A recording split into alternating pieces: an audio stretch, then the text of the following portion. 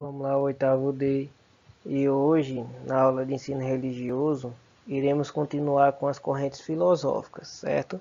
Na aula anterior, a gente falou sobre o idealismo, né? E alguns conceitos sobre correntes filosóficas. Agora a gente vai falar sobre o materialismo e a escolástica.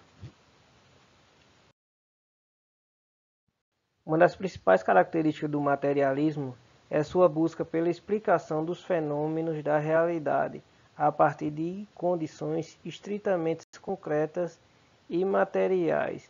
Ou seja, diferentemente do idealismo, que levava em consideração as ideias adquiridas pelas experiências da vida, no materialismo eles já buscam levar em conta as coisas materiais, as coisas que podemos pegar, né, as concretas, a realidade que estamos tendo no momento.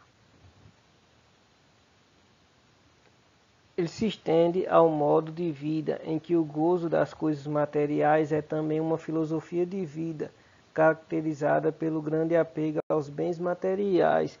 Ou seja, quer dizer que no materialismo, as coisas que temos, os bens materiais, influenciam na nossa filosofia de vida, no nosso jeito de ser.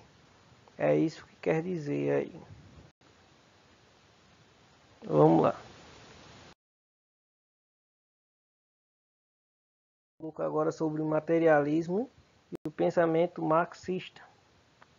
Para Karl Marx e Friedrich Engels, o ser humano fundamenta toda a sua estrutura econômica e social nas condições materiais de sua existência. Ou seja, o que quer dizer isso? Que o fundamento do ser humano depende da sua estrutura econômica. Se uma pessoa tem condições ou uma pessoa é pobre, ela vai viver de acordo com o que está ali. Não quer dizer que uma pessoa pobre vai viver como uma pessoa rica, porque não tem aqueles bens materiais que um rico tem. Vocês estão dando para entender? E um dos grandes pensadores dessa época do materialismo, juntando as ideias do pensamento marxista, foi Karl Marx e Friedrich Engels, que normalmente a gente chama de Engels. Ok? E aí tá ele. Aqui é Marx e aqui é Engels. Dialético. Vamos lá, sabe o que é o materialismo dialético? As mudanças surgem pelo embate entre as forças sociais como reflexo da matéria em sua relação dialética com as dimensões psicológicas e sociais, as quais, por sua vez, constituem as forças produtivas e as relações de produção. É complicado aqui, né? Mas isso aqui está dizendo o quê?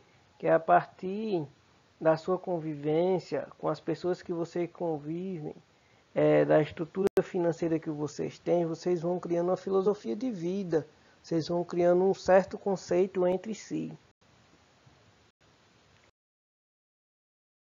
Os processos históricos seriam uma manifestação do trabalho para satisfazer as necessidades materiais, que determinaria os modos de produção da vida material, com impactos diretos na vida social, política e espiritual em cada período histórico.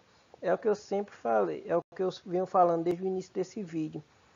No materialismo, eles frisavam os bens materiais, ou seja, uma pessoa trabalhava para ter aqueles bens. A partir daqueles bens, eles teriam uma filosofia de vida diferente do que tinha anteriormente, quando não tinha aqueles certos bens. Okay? Ele é um conceito um pouco difícil de ser discutido, porque vai além de uma certa aula para você entender o que é a filosofia aí, tida, como a gente falou, no idealismo e no materialismo, né? Mas vocês observem que elas andam separadamente. No idealismo, eles frisavam as ideias, a filosofia de vida geravam a partir das ideias que iríamos tendo a partir dos tempos, né? A partir de nossas vidas. No materialismo, não. já mexe mais com a parte econômica. Vamos lá ver mais alguma coisa. A gente falando sobre o materialismo, agora vamos falar da escolástica. Os pensadores desta corrente tinham a missão de analisar os ensinamentos cristãos a partir da filosofia da Grécia Antiga. Santo Agostinho e Tomás de Aquino são os maiores pensadores. Ou seja, na escolástica, as filosofias de vida que tinha naquela época eram tiradas a partir da religião e principalmente a partir do cristianismo, a partir do nascimento de Cristo. Eu não sei se vocês já ouviram falar em história, mas na Idade Média a igreja tinha muita influência na sociedade, ou seja, os ensinamentos da igreja eram essenciais para um bom convívio com aquelas pessoas. O que a igreja falasse estaria certo, sem ninguém contestar, né, que ninguém poderia contestar a igreja, estaria certo para todos ali, os seus ensinamentos. E aí tá Santo Agostinho e São Tomás de Aquino, que eles participaram muito, eles são santos da Igreja Católica, né? Mas além de santos, eles são filósofos da época, ok? Se quiserem dar uma pesquisada sobre eles, é só olhar na internet aí. A influência de Santo Agostinho e São Tomás de Aquino na filosofia. Sobre a escolástica. Nessa corrente filosófica acreditava-se que antes dos gregos antigos, Cristo ainda não havia surgido na cultura ocidental. Ou seja, eles acreditavam que Cristo não havia surgido na cultura ocidental, ok? Mas a partir que Cristo foi criado o cristianismo, né, depois de Cristo, principalmente durante a Idade Média, né, acabou dominando todas aquelas influências que tinham na época, tal como a ética, moral, o ensino e o mercado. Foi o que eu falei na Idade Média, que a igreja tinha uma certa influência na sociedade. Elas que diziam os seus ensinamentos e os cidadãos respeitavam, né? Respeitavam suas ideias. Mas também as pessoas não poderiam ser totalmente contra elas, senão teriam castigos, né? Os castigos da igreja naquela época eram bastante pesados. Dessa forma, o conhecimento deveria ser analisado à luz dos ensinamentos cristãos. E foi isso que os escolásticos fizeram. Foi o que eu falei. O pensamento nessa corrente filosófica eram mais cristãos. Aqueles pensamentos a partir da igreja.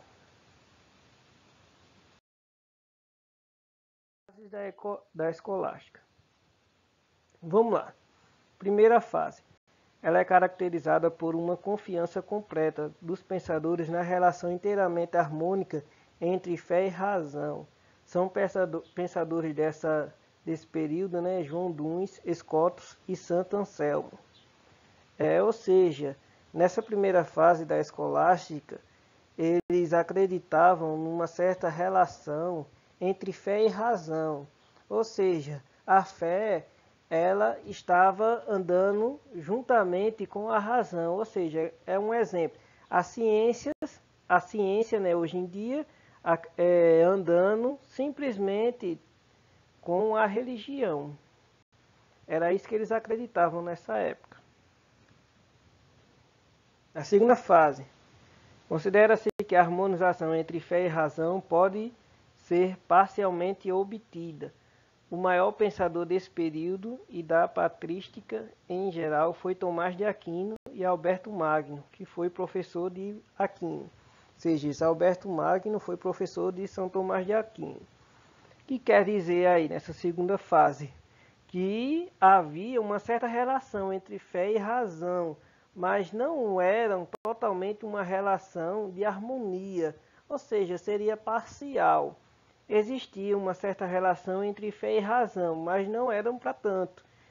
A razão tinha um certo caminho e a fé tinha outro caminho. Vamos lá na terceira fase. Decadência da escolástica, marcada por disputas que realçam as diferenças entre fé e razão. Um dos nomes importantes desse período é o de Guilherme de Ockham. Ou seja, nessa terceira fase, a escolástica já estava caindo. Os pensadores escolásticos não estavam conseguindo mais ter aquela harmonia entre fé e razão, não estava conseguindo ter aquela relação entre eles. É a mesma coisa de a gente falar sobre a teoria entre que a Terra, né, foi criada diante de 7 dias, segundo a Igreja, e que primeiro foi criado o homem, depois a mulher, e assim antes, e foi em poucos dias, mas a ciência diz que foi há milhares e milhares de anos, que foi a partir da evolução. Ou seja, a gente tem como fazer uma certa relação, mas aquela relação que passa distante sobre esse assunto, tá certo? Então, essa foi as fases da escolástica. Teve em 3 fases. Qualquer dúvida, vocês podem perguntar, certo?